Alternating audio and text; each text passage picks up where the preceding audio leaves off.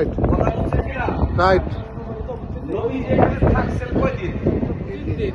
3 দিন। পুরী আসলো কোত্থেকে? আর নবীজির বাড়ি কোথায়? মক্কায়। মক্কা আর মক্কা থেকে এখানে আসছে নামাজ পড়ার দিকে হুজুর তার কাছে কাটা দিচ্ছে। এটা সাধারণ জ্ঞান কি আমরা কি বুঝি না?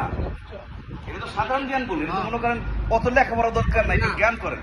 নবীজির বাড়ি ছিল মক্কায়, এখানে এসে থাকছে মাত্র 3 দিন।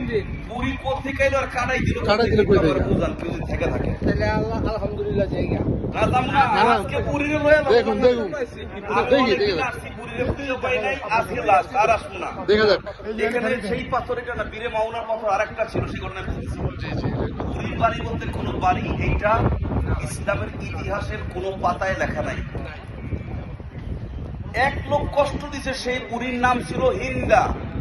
সে হচ্ছে আবুল আহাবের স্ত্রী, রাসূলের আপন চাচি। সে মক্কায়, সে কাটা দিত না, নারী বুড়ি নবীজির বাড়ির সামনে ফেলা রাখতো।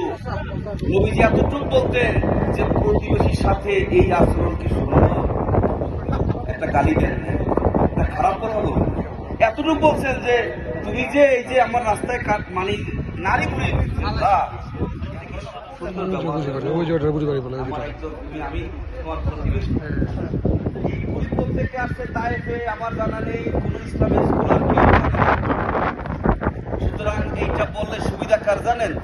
এই কথা বললে আমার বাংলাদেশের গাইডলাইন যায় রুগীরা, আমার মন খারাপ করবে। এই কথা বললে আপনি মহিলাদের মন খারাপ, মনে করেন যে বেশি দুর্বল সব। এই কথা খুলে খুব হয়, কাটা দিয়েছে ওই পরিবার থেকে ছাড়তাম না। আব্দুল্লাহর বাপ ওখানে যাইতে হবে, হুজুরে কয় টাকা দিয়েছে? আর দেও দেখে আসি। তারপর ব্যবসার জন্য আর কিছু হইলা হয়, এই ব্যবসা আমরা আসবো না।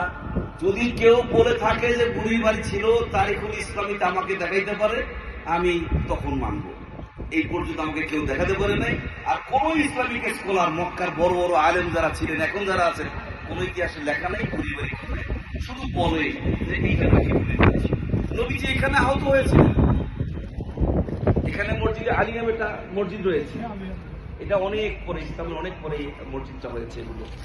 সুতরাং এই বুড়ির বাড়ি বলে যারা বলে থাকে, তারা আমার দৃষ্টিতে, ইসলামী স্কলারদের দৃষ্টিতে একটা বানোয়াট কথা বলে থাকে, মানুষের ইমোশন হিট করার জন্য। সুতরাং নবীজির ভালোবাসার বুড়ির বাড়ি দেখতে হবে না। নবীজির ভালোবাসা তার যেমনি আমল করেছে, আমাদের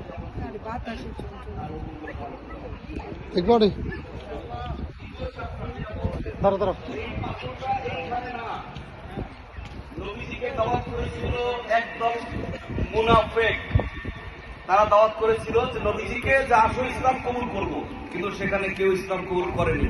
তারা পাহাড়ের পাশে নবীজিকে বসা করাইছে, আবু বকর ছিল সাথে 2 জনকে। আল্লাহ রাসূলকে আল্লাহ তাআলা অর্ডার করলেন তুমি এখান থেকে চলে যাও, কেননা তারা পাহাড়ের উপরে একটা পাথর রেখেছে, ওই পাথরটা ফেলে তোমাকে ধ্বংস করে মেরে ফেলবে। তো নবীজি জিবরাইল এসে যখন বলছেন, নবীজি উঠে আসতে চলে গেছেন।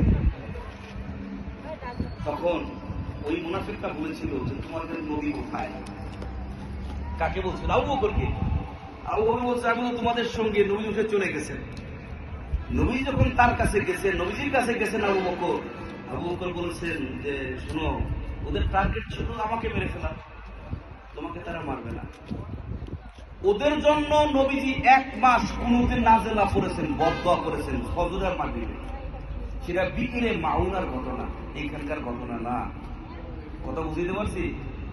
এইখানকার অনেক পাহাড়ি অঞ্চল, পাথরে আলোমালো ওই আমি থাকি, এগুলো দেখে আসছে ওর কিছু নেই, এর মাটি নেই, ওর কিছু নেই। ওই যে বলছিলাম না, আমার এক লোক বলছে হুজুর মক্কার মাটি নিয়ে যাও বাংলাদেশে, কোথায় পাওয়া যায়? মক্কায় কোনো মাটি আছে বলে এইটা করবে কি? কোনো ফায়দাও নেই, গুণাও। সুতরাং এই ইমোশন হওয়া যাবে না। ইসলাম পালন করতে হবে জেনে বুঝে, এরপর আবার